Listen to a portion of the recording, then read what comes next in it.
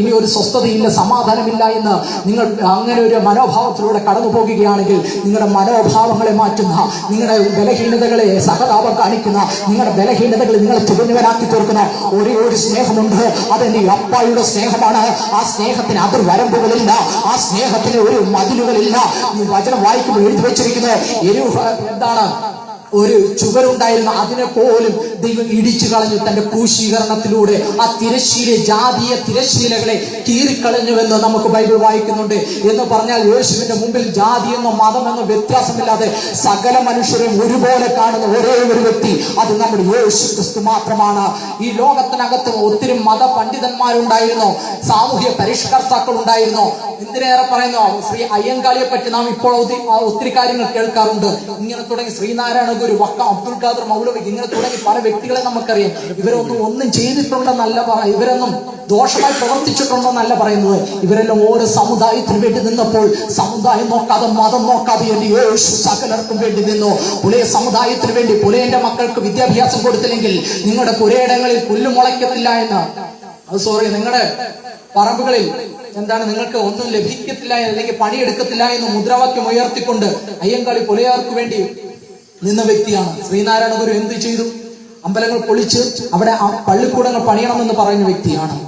ഈഴവ സമുദായത്തിന് വേണ്ടി വക്ക അബ്ദുൽ ഖാദർ മൗലവി മുസ്ലിം കുഞ്ഞുങ്ങൾക്ക് വിദ്യാഭ്യാസം കൊടുക്കണം, ഇംഗ്ലീഷ് വിദ്യാഭ്യാസം കൊടുക്കണമെന്ന് ഉന്നയിച്ച വ്യക്തി. പക്ഷേ ഇവരുടെ എല്ലാം വാക്കുകൾ ഒരു സൈഡിൽ നിൽക്കുമ്പോൾ, അവർ പറഞ്ഞ ആശയത്തിന് പുല്ലുവില് കൽപ്പിച്ചുകൊണ്ട് മുൻപോട്ട് പോകുമ്പോൾ, ഒന്ന് പറയാം, നമ്മളെ ആക്കി വെച്ചെടുത്ത് നാം വിശ്വസ്തയോടെ ദൈവം നമ്മെ ഭരമേൽപ്പിച്ച ദൗത്യമായി നിൽക്കുമ്പോൾ ആര് എന്തെല്ലാം പറഞ്ഞെന്ന് പറഞ്ഞാലും ദൈവത്തിന്റെ മഹത്വം നാം അനുഭവിക്കും. പലരുടെയും വാക്കുകൾ നിഷ്ഫലമായി തീരുമ്പോൾ എന്റെ യേശുവിന്റെ വാക്കുകൾക്ക് അതിരുകളില്ല.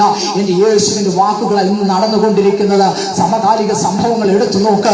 ഞാൻ നിങ്ങളെ ക്ഷണിക്കുന്നത് കേവലമാകുന്ന ഒരു ചട്ടക്കൂടിനകത്തല്ല, സകല ചട്ടക്കൂടുകളെ ഭേദിക്കുന്ന, സകല നിയമങ്ങളെ ഭേദിക്കുന്ന പരിശുദ്ധാത്മാവാകുന്ന ദൈവിക സ്നേഹത്തിനകത്തേക്ക് ഞാൻ നിങ്ങളെ ഇൻവൈറ്റ് ചെയ്യുകയാണ്. ഈ ദേശത്തുള്ളവരോട് ഞാൻ നിങ്ങളോട് വിളിച്ചു പറയുകയാണ്, നിങ്ങളെ തേടി വരുവാൻ, നിങ്ങൾ ഇരിക്കുന്ന ഇരിപ്പിടങ്ങളിൽ വരുവാൻ നിങ്ങളെ നന്നായി അറിയുന്ന ഒരേ ഒരു വ്യക്തിയേ ഉള്ളൂ, അത് യേശു മാത്രമാണ്. ആ യേശു ജീവിക്കുന്നത് നിനക്ക് വേണ്ടിയാണ്, നിന്റെ തലമുറകൾക്ക് വേണ്ടിയാണ്, നിന്റെ ശുശ്രൂഷകൾക്ക് വേണ്ടിയാണ്. നീ നന്നായി ജീവിക്കുവാൻ കാണുന്ന ഒരേ ഒരു വ്യക്തി അത് യേശുവാണ്.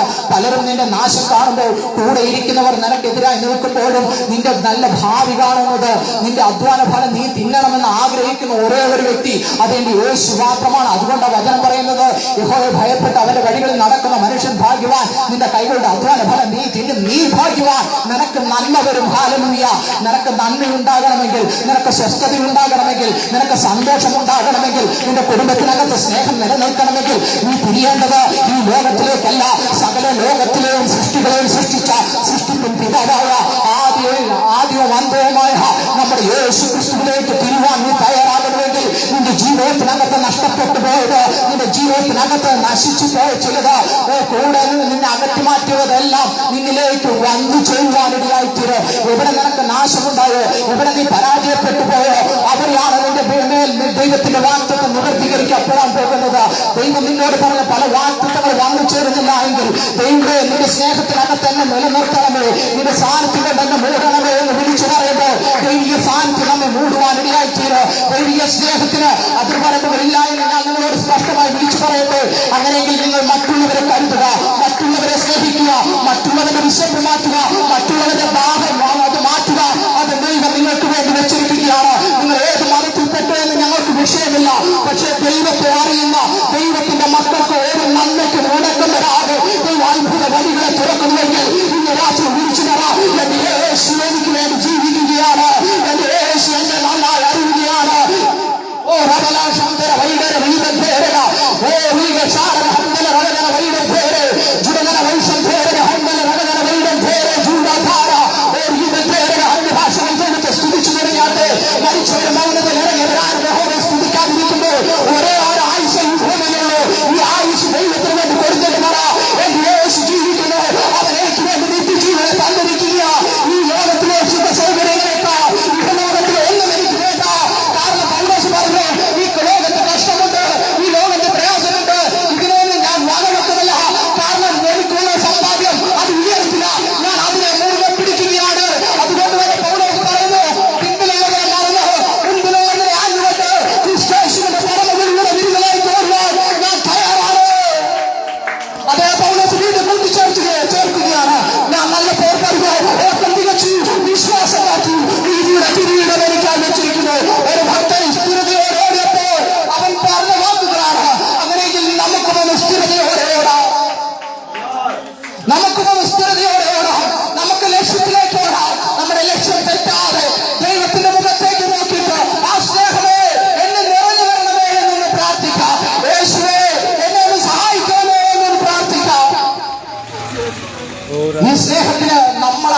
കൊടുത്തത്.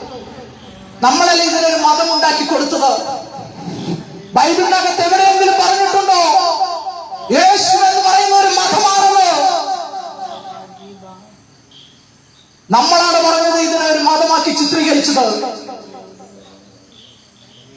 പക്ഷെ യേശു മതമല്ല, സകല മതസ്ഥരെയും ഒരുപോലെ കണ്ടു, സകല മനുഷ്യർക്കും വേണ്ടി ഒരുപോലെ നിന്ന് ജീവിച്ച വ്യക്തി. ദാവീദ് പുത്ര എന്നൊരു കരുണ തോന്നണമേ എന്ന് വിളിച്ചു പറഞ്ഞവന്റെ കുലം നോക്കാതെ അടുക്കൽ വന്ന് അവന് സൗഖ്യം കൊടുത്തു. ചുങ്കം പിരിച്ചവൻ കൊണ്ടിരുന്നവന്റെ വീട്ടിനകത്ത് പോയി അത്താഴം കഴിച്ചു എന്ന് പറഞ്ഞ് ഏത് പാപിയെയും രക്ഷിക്കുന്ന ഒരേ ഒരു മാർഗമാണ് യേശുവിന്റെ മാർഗമാണ്. എല്ലാവരെയും ഒരുപോലെ സ്നേഹിക്കുന്നത് എന്റെ യേശു മാത്രമാണ്. അതിർവരമ്പുകൾ മതത്തിനുണ്ട്, ശരിയാ. അതിന്റെ ചട്ടക്കൂടുകൾക്കുണ്ട്, ശരിയാ. അതിന്റെ റൂൾസ് ആൻഡ് റെഗുലേഷൻസിനുണ്ട്, ശരിയാ. പക്ഷെ എന്റെ യേശുവിന് അതിർവരമ്പുകളില്ല. അതുകൊണ്ട് ഞങ്ങൾ തെരുവോരങ്ങളിൽ നിന്ന് സുവിശേഷം പറയുന്നത് എന്തിനെന്നറിയാമോ? മതത്തിലേക്ക് ഇൻവൈറ്റ് ചെയ്യുവാനല്ല, സത്യസുവിശേഷത്തിനകത്ത് നിങ്ങൾ വിശ്വസിച്ച് നിലനിൽക്കണം.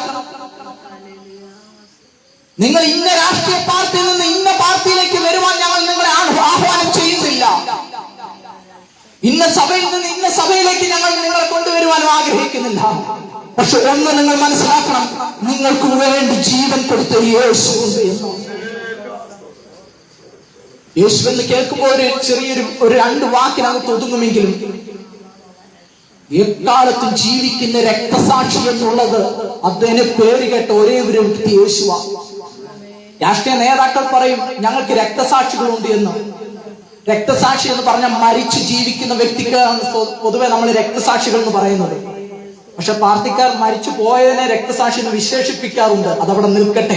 വിശുദ്ധ ബൈബിളിനകത്ത് ഒരേ ഒരു രക്തസാക്ഷിയുണ്ട്. മരിച്ച് അടക്കപ്പെട്ട് 3-ാം നാൾ ഇരുമ്പോടാമ്പലുകളെ ഭേദിച്ച്, കാരാഗ്രഹത്തെ ഭേദിച്ച്, റോമൻ സാമ്രാജ്യത്തിന്റെ സകല ഇമ്പീരിയൽ മുദ്രകളെ ഭേദിച്ച് ഉയർത്തെഴുന്നേറ്റ് ഒരുവനുണ്ട്.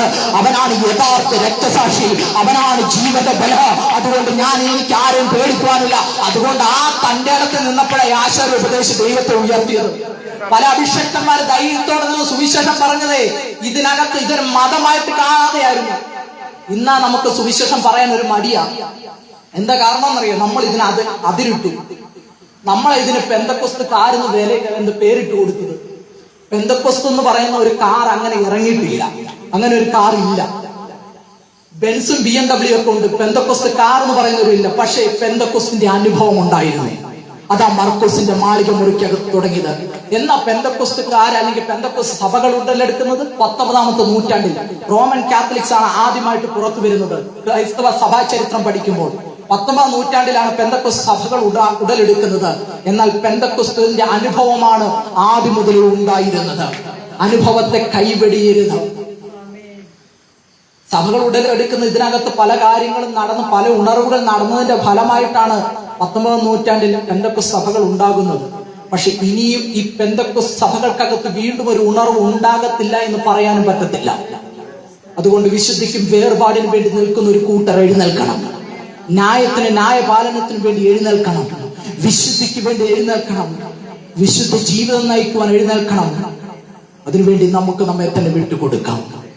ആ നിത്യജീവനെ അവകാശമാക്കുവാൻ നമ്മെ തന്നെ വിട്ടുകൊടുക്കാം. നമുക്ക് ഒരുമിച്ചൊന്ന് പറയാം, എന്റെ യേശു ഈ ലോകത്തെ സ്നേഹിച്ചപ്പോൾ തന്നെ എന്നെയും സ്നേഹിക്കുകയായിരുന്നു. നമുക്ക് ഒരുമിച്ച് ആ വചനം ഒന്ന് ഏറ്റു പറയാം. തന്റെ ഏകജാതനായ പുത്രനിൽ വിശ്വസിക്കുന്ന ഏവനും നശിച്ചു പോകാതെ നിത്യജീവൻ പ്രാപിക്കേണ്ടതിന് ദൈവം അവനെ നൽകുവാൻ തക്കവണ്ണം ലോകത്തെ സ്നേഹിച്ചു. ഒന്നാമതായി ഇവിടെ കാണുവാൻ കഴിയുന്നത് സ്നേഹമാണ്. തന്റെ ഏകജാതന പുത്രനിൽ. അപ്പോൾ ദൈവം നമ്മെ സ്നേഹിച്ചു, അത് ശരിയാ. പക്ഷെ ഈ സ്നേഹം എപ്പോഴാണ് നമ്മൾ വന്നു ചേരുന്നതെന്ന് അറിയുന്നത്? ഒന്നാമതായി പറയുന്നുണ്ട് വിശ്വസിച്ചപ്പോൾ. അപ്പോൾ തന്റെ ഏകജാതനായ പുത്രനിൽ വിശ്വസിക്കുന്ന ഏവൻ നശിക്കുക. അപ്പോൾ കർത്താവ് ആഗ്രഹിക്കും വിശ്വസിച്ചവൻ നശിച്ചു പോകരുത്. ദൈവത്തിൽ വിശ്വാസം അർപ്പിച്ചവൻ എന്ത് ചെയ്യരുത്? നശിച്ചു പോകരുത്. ആ ഒറ്റ ലക്ഷ്യമാണ് ആ ക്രൂശീകരണം. സ്വന്തം മകനെ യാഗമാക്കുക എന്ന് പറയുന്നത് വളരെ പ്രയാസമുള്ള കാര്യമാണ്. പക്ഷേ ഒരു മടിയും കൂടാതെ സകലർക്കും വേണ്ടിയുള്ളത് ഇതൊരു ചരിത്രത്താളുകളിൽ ഇടം നേടുമെന്ന് പിതാവാം ദൈവത്തിന് പണ്ടേ മനസ്സിലായതുകൊണ്ട് സ്വന്തം മകനെ കൊടുത്തു. കൊടുത്തിട്ട് ആ മകനെ കൊടുത്ത് സകല മനുഷ്യരും വിലയ്ക്ക് വാങ്ങി.